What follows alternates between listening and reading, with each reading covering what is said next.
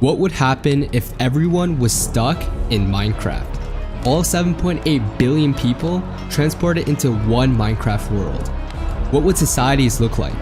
How would conflicts be fought? This is Trapped in Minecraft.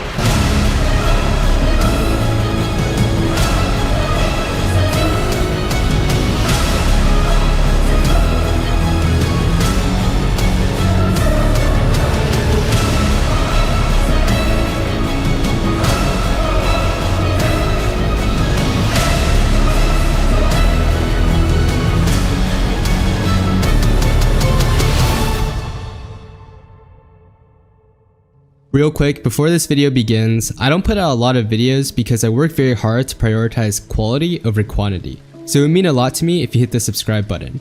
Also, this is part 2 of the Trapped in Minecraft series. Check out part 1 if you haven't seen it yet. Now sit back, relax, and enjoy the video.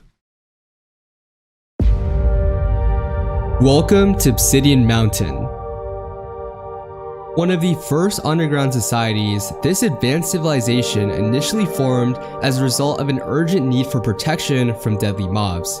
Obsidian Mountain was the perfect candidate as hundreds of layers of stone provided its refugees with natural insulation from the outside world, and a plethora of ores that ensured that they would never be undergeared for a fight. Obsidian Mountain's advancements in mining soon led to the formation of a comprehensive system of underground networks. These secret passages are connected to key locations and used for fast traveling to housing units, backup storages, and even other nations for diplomatic purposes. After underground farms made food security a non-issue, citizens began focusing on external threats, fortifying their stronghold using entrenched defenses similar to Japan's island defense strategy in World War II. Other tactics familiarized by Minecraft veterans such as sand traps and lava walling would create an impenetrable exterior that makes any hostile attempts undesirable. This new bunker state will solidify underground societies like Obsidian Mountain as powerful hegemons in the world, remaining safe from outside threats while leveraging their enormous economic capacity and fast travel to strike trade deals with neighboring nations. Being in close proximity to abundance of redstone, underground societies are also breathing laboratories of innovation. Its location underground and secure defenses make it the perfect testing ground for new redstone contraptions, allowing them to become a leader in redstone development, with their main competition being only powerful societies of seasoned Minecraft veterans like Mumbo Jumbo and Sethblade. Every civilization has its group of evildoers, and in Minecraft, they will gain more control and freedom than ever before. With the initial chaos of everyone being transported to Minecraft, they're suddenly able to break free from the chains of society and wreak as much havoc as they please. But this didn't last for long. As large groups of players began to band together and outnumber them, they were forced to retreat to the sky and continue their sabotage through carefully calculated ambushes on unknowing travelers. Similar to the Norsemen in the Viking Age, the Sky Raiders' intense focus on raiding has honed their skill for hand-to-hand combat, and also water bucket parkour, as their lifestyle in the sky requires it for easy mobility. As travelers began wisening up and changing their travel routes to avoid these ambushes, the Sky Raiders were forced to adapt their strategy and constantly mobilize groups of land and sky forces to keep victims second-guessing. Their location in the sky would serve as both a significant vantage point as well as a powerful deterrence for those who sought retaliation. However, they're careful to plunder critical resources while not causing enough damage to attract a unified retaliation from neighboring towns. The Sky Raiders are mainly composed of criminals, adventure seekers, terrorists, societal outcasts, and edgy 10-year-olds who think it's still a game.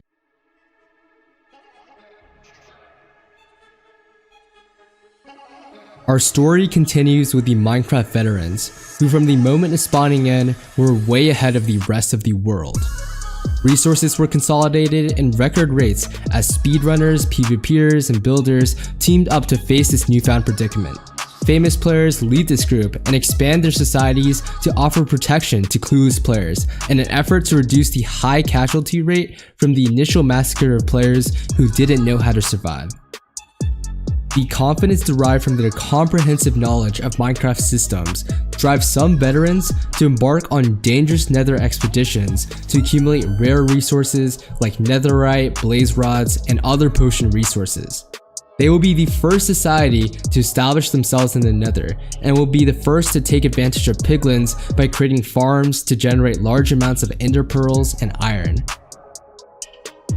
Veterans also exploited the nether as a means of fast travel, as every block in the nether is equal to 8 in the overworld.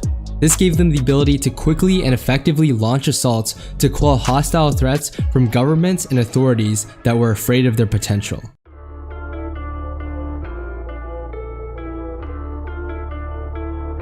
Although ethics established from our previous lives will most likely stay, governments at odds with each other will be driven to conflict for resources and control. Countries will attempt to take out rogue societies and other threats to their power while they are still developing. Those who wish to survive must continue to develop new warfare strategies and technologies. Societies that venture into the nether will implement the usage of potions in their military strategy. Speed 2 potions, horses, and ender pearls will be used for scouting groups and more efficient flanking maneuvers against enemy ranks. Potions like fire resistance and strength 2 will be used for brute forcing through enemy lines at critical choke points. Water breathing potions will be used for amphibious assaults on societies that develop around water. Invisibility will be used to assist the assassinations of important military officials with underground tunnels. Redstone societies will most likely be able to utilize offensive contraptions like TNT cannons to destroy key enemy facilities and bomber planes to rain down splash potions of poison and instant damage to soften up the enemy, or even send troops behind enemy lines like the paratroopers on D-Day. These bomber planes could also be repurposed to become unmanned drones that rain on enemy lines. Nuclear capabilities and weapons of mass destruction will undoubtedly be used as significant leverage in negotiations to obtain surrenders from their enemies. Siege tactics will also be implemented by surrounding a city, cutting off communication lines, and using spies and bomber planes to burn crop farms and steal from food storages, forcing targets to consider surrender or starve. Psychological warfare can also be implemented by using bomber planes and elytras to drop books offering payment in exchange for defection or sabotage. Just like Great Britain's illness manuals dropped in German lines teaching German troops how to get out of battle by faking illness. Mobs could also become a key part of a military strategy by unleashing hordes of zombies and supercharged creepers onto the enemy for diversion or to split up an army's forces.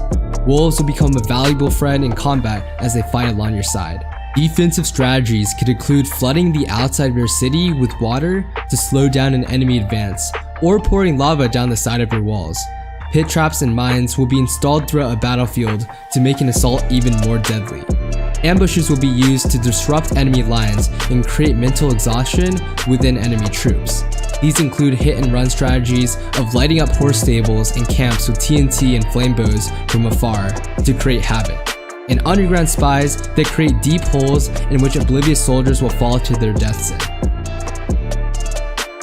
Deception tactics like placing lines of armor stands with armor in various locations will trick enemy scouting groups into misreporting the true strength and structure of your army. In order to take out neighboring Sky Raiders, different factions will form coalitions of soldiers to ender pearl onto their bases and flush the raiders out.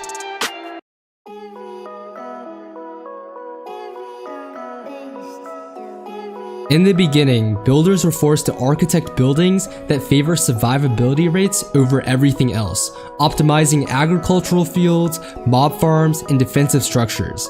But as external threats began to diminish, a stronger emphasis was placed on the quality of life.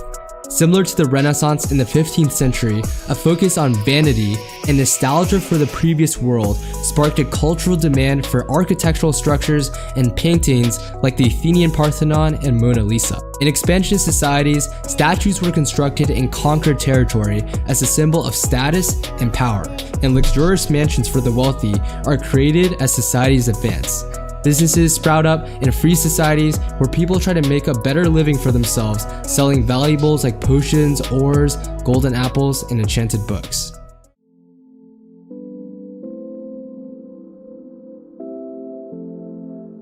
As the number of societies diminishes due to conflict, the remaining societies will be those that have conducted nether exploration and made developments in redstone. Most likely, the remaining civilizations will be that of the seasoned Minecraft veterans, a couple rogue factions, and large established governments that are too big to fail, like the US, China, Russia, Canada, and other countries from the previous world. Smaller countries will be forced to assimilate with other societies as they don't have enough manpower to compete with other factions. There will be unique problems affecting each society. For example, part of the dominance of the United States previously relied on their dollar being the standard form of currency. However, in Minecraft, it is too easy to recreate things like named paper for it to become a viable strategy.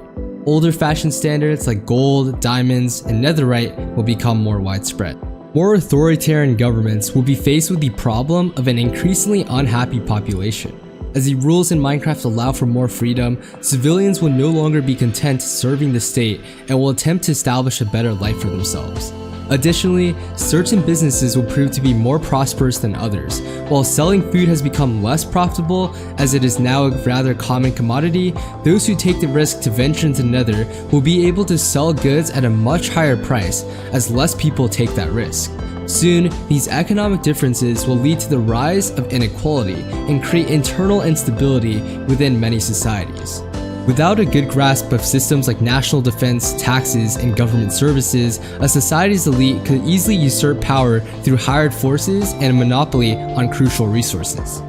On an international scale, nations will begin forming relations with others through trade deals and vital military alliances. A country's worth will be measured by their soft and hard power, like innovations, economic prosperity, nuclear capability, and army size. We will see complex relationships like NATO versus the Warsaw Pact develop and increase tensions, just like in the real world. Nuclear capabilities will inevitably have less restraint as the permanent effects of radiation is no longer a deterrent. In addition, nuclear terrorism, in which bad actors get a hold of nuclear weapons, will be extremely likely, as sneaking and infiltrating a facility is a lot easier in Minecraft. In order to maintain safety, societies will need to implement thorough tripwire systems and guards to properly detect an intrusion. As nuclear war inevitably breaks out, large craters will dot the world, and millions of more people will be driven to underwater societies. When casualties begin reaching unparalleled levels, nations will call an emergency meeting for a truce, as they realize that the entirety of humanity's existence is at stake, with no known methods of repopulating the world. An organization similar to the United Nations will be born as countries come together to agree on basic protocols and attempt to quell conflict. The usage of nukes will become forbidden by international standards, and many nations will come together in an attempt to rebuild from the destruction. Becoming stuck in Minecraft will become a poignant reminder of humanity's destructive capabilities.